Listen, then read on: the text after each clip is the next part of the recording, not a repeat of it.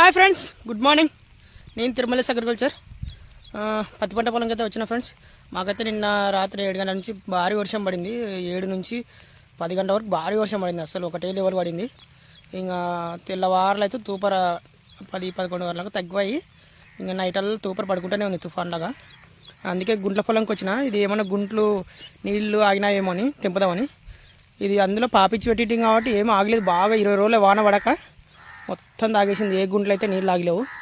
ఇక్కడ పైనుంచి వచ్చిన కొంచెం కింది గుంటలకు పోతున్నాయి. అక్కడ 2 ఉన్నాయి. అక్కడ కూడా ఏం ఆగలేదు.